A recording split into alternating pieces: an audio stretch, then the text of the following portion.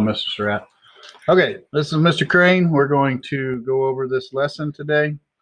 So, students, you're going to hear me talk to the students in my classroom. This is for you, but I need you to follow along and do your best. What I'm going to be doing is teaching you strategies to help you do better on ACT Aspire. So, everybody in the classroom, look up here. So, I see two diagrams, right? I see one with leaves. I see a 15 centimeters. So what does that tell you? Just by looking at that right there. Somebody give me an idea of what this actually is. So if I were doing a scientific test, it's a triangle, yes. If I were doing a scientific test, in a scientific experiment, everything in the experiment needs to be the same, all right? Except for one thing. So what's the one thing that they changed in that top thing? Oh, they changed two things, right? No, they only changed one thing. What did they change in that very top thing? The type of leaf. That's right. Good job, Kyrie. The type of caterpillar too. Okay, we're not. Did you read it? I finished it. Okay, so I just said a second ago, I don't want you to read anything yet. I don't want you to read anything because my job is to teach you strategies to help you do this test faster. All right.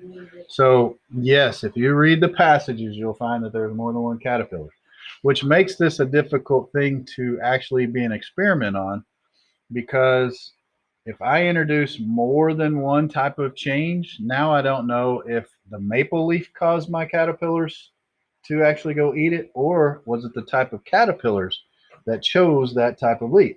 That makes sense? So in an experiment, this would actually be an invalid experiment because I change more than one variable at a time. That's difficult in science experiments. If I were going to test how fast a plant would grow, and I changed one water, one salt water, one vinegar, and one Coca-Cola, and I measured it for an entire month, what are the things that I changed in that? The type of liquid. The type of liquid.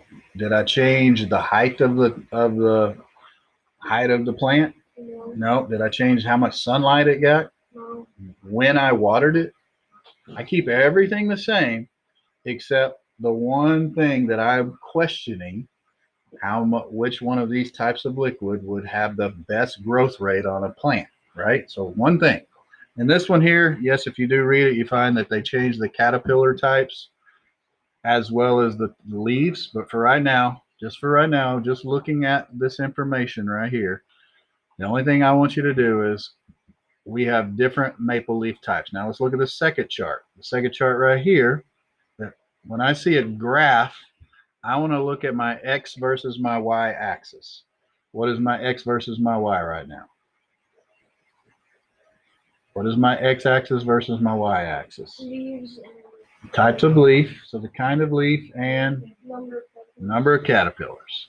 And then the next thing I do is I look at my key. So my key says how many touched it only or how many ate it. So I know that there's experiments probably going to be put something in the center, the caterpillars. Why did I say the center? so they wouldn't touch the leaves. So why did I not put them on one side or the other? Because they would touch the side that they're closest to. So he said that I might influence the caterpillars by the caterpillars going to the thing that's closest to them. So I put them in the center so that they have an equal chance to go in anywhere they wanted to. All right.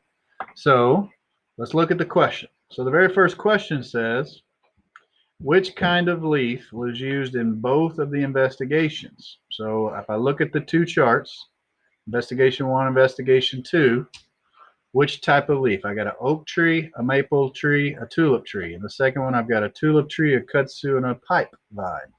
So what's the one used in both? Tulip. Very good, Logan. I heard Logan say tulip. And so I would select tulip, right? And we're done. Now, my point, the second one is still easy. We're going to look at it. So my point being, so I'm going to do mine, is did I read all that long passages? Only thing I did was looked at two charts, three charts if you include the two different bar graphs, and I read the question.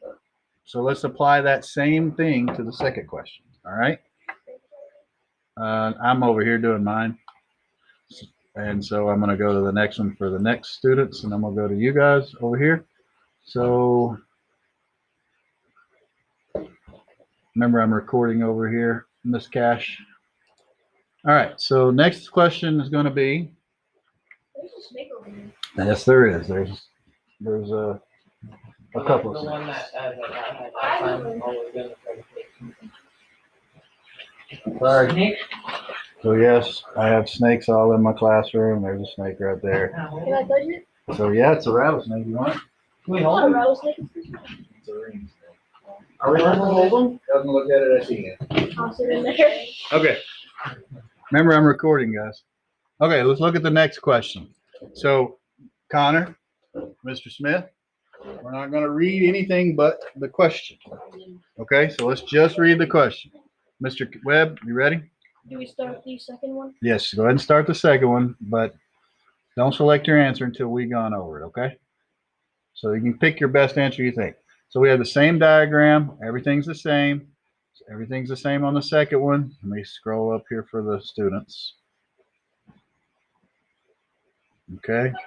So my question says, one likely reason why students place the leaves 15 centimeters apart and about equal distance from the center of the box was so the caterpillars A could reach all the leaves, could reach all the sides of the box, did not have more to get to the leaves, did not have to do more to move more, excuse me, or did not crawl away from the center of the box. What'd you say, Connor? So is everybody in agreement that that sounds right? So again, did I have to do any reading? Did I read anything about investigation 1, investigation 2? So this is what we want to do to cut your time out. Here's what most students do during tests is students will see all of this information and they shut down because they're like, holy crap, look at all this stuff. All right. So they go and they read a question, they try to get to it. Maybe they're doing well on a couple of the first ones because they're starting, they're fresh. But then as it starts to get a little difficult, they start to shut down. And now they start to run out of time. And when they run out of time, they start guessing. When they start guessing, you get possible rights, but probably some wrongs, right? So we want to eliminate that. So my goal for the next 8 days will be to teach you better ways to take quizzes. Okay? Is everybody good with that? All right. And so because I need you to participate, I'm rewarding you by giving you every day a free 10 points. So remember what I said at the beginning? The best way to start your first quarter is to what? Get 100%.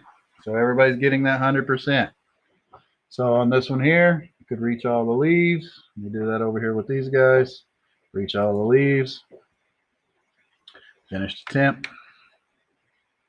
I know we got it right. Finish the temp over here. Sorry, my computer is probably spazzing out because it's having to do 2 things at once on 2 screens. All right, so